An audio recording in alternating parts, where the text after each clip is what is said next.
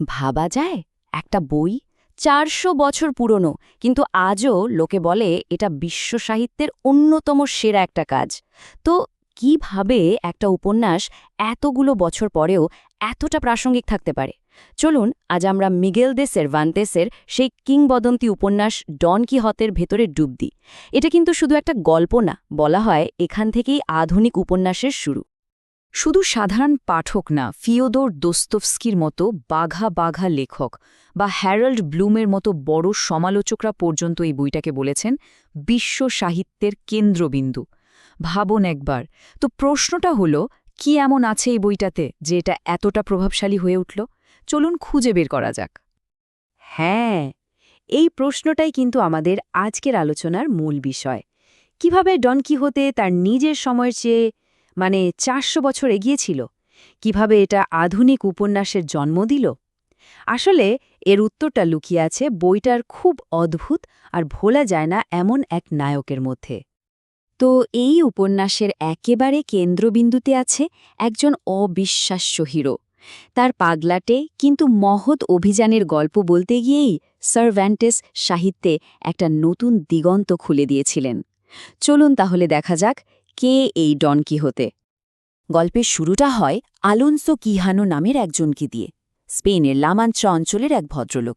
তো ওনার একটাই নেশা, নাইটদের বীরত্বের গল্প পড়া। তিনি এত বেশি বই পড়তেন, এতটাই মগ্ন হয়ে যেতেন যে একসময় তার কাছে কোনটা বইয়ের গল্প আর কোনটা আসল দুনিয়া সেই পার্থক্যটাই মুছে যায়। আর তখনই তিনি ঠিক করলেন তিনিও একজন নাইট হবেন।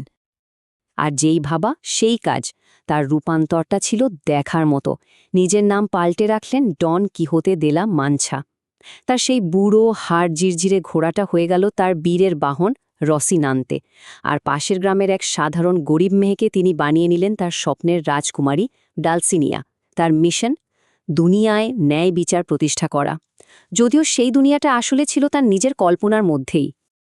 তার এই পাগলামের সবচেয়ে বিখ্যাত উদাহরণটা কি জানেন? মাঠের মধ্যে কয়েকটা উইন্ডমিল ঘুরছে, আর তিনি ভাবলেন ওগুলো সব ভয়ঙ্কর দৈত্য, আর অমনি তলোয়ার হাতে ছুটে গেলেন যুদ্ধ করতে। কি হলো ভাবুন তো? খুব স্বাভাবিকভাবেই একটা হাস্যকর আর করুণ পরাজয়। এই যে বাস্তব আর কল্পনার মধ্যে লাগাতার একটা সংঘাত, এটাই কিন্তু পুরো গল্পের আসল চালিকা শক্তি। কিন্তু কিহোতে তো তার আদর্শের জগতে ভাসছেন, সেখানে বাস্তবতার ছোঁয়া প্রায় নেই বললেই চলে। তো এই গল্পে একটা ভারসাম্য আনার জন্যে সার্ভান্তেস নিয়ে এলেন আর একটা দারুণ চরিত্র, যে কিনা ছিল ডন কিহোতের একেবারে উল্টো। তার নাম সানচো পাঞ্জা, একেবারে সাধারণ এক কৃষক। কিহোতে তাকে লোভ দেখালেন যে সঙ্গী হলে তাকে একটা দ্বীপের শাসক বানিয়ে দেবেন। ব্যাস, সানচো জুটে গেল। তো ব্যাপারটা এমন, যেখানে কিহোতে দেখেন বিশাল দৈত্য, সানচো সেখানে দেখে একটা সাধারণ উইন্ডমিল। কিহোতে লড়াই করেন আদর্শের জন্য, আর সানচো চিন্তা করে কখন দুমুঠো খেতে পাবে। এই যে আদর্শবাদ আর চরম বাস্তবতার লড়াই, এটাই উপন্যাসটাকে জীবন্ত করে তুলেছে। কিন্তু সবচেয়ে মজার ব্যাপারটা কি জানেন? এই দুটো চরিত্র কিন্তু একই রকম থেকে যায় না। গল্প যত এগোয় তারা একে অপরের উপর প্রভাব ফেলতে শুরু করে। একদিকে আদর্শবাদী কিহোতে একটু একটু করে বাস্তববাদী হতে থাকেন, আর অন্যদিকে পুরোপুরি বাস্তববাদের সানচোর মনেও কিহোতের আদর্শের স্বপ্নগুলো সেগুলো যেন বাসা বাঁধতে শুরু করে। এই যে একে অপরকে বদলে দেওয়া, এটাই তাদের চরিত্র দুটোকে অমর করে রেখেছে। ডন কিহোতের অভিযানগুলো তো বেশ মজাদার, এতে কোনো সন্দেহ নেই। কিন্তু বইটার আসল বিপ্লব কিন্তু এখানে না। আসল ব্যাপারটা লুকিয়ে আছে গল্পটা বলার ধরনে। এখানেই সার্ভ্যান্টেস এমন একটা কাজ করেছিলেন যার ৪০০ বছর পরেও লেখকদের পথ দেখায়। তো প্রশ্ন হল, কি এমন ছিল যা বইটাকে আধুনিক বানালো? প্রথমত, সার্ভান্তেস চরিত্রের মনের গভীরে ডুবে দিয়েছিলেন। আমরা শুধু দেখি না তারা কি করছে, বরং তারা কি ভাবছে, কি নিয়ে ভয় পাচ্ছে, তাদের আশা আকাঙ্ক্ষা কি, সবই বুঝতে পারি। ২ নম্বর পয়েন্ট হল, চরিত্রগুলো খুব জটিল, সাদা কালো না, ভালো মন্দে মেশানো। তারা গল্পের সাথে সাথে বদলায়, নতুন জিনিস শেখে, যা সেই সময়ের সাহিত্যে প্রায় ছিলই না।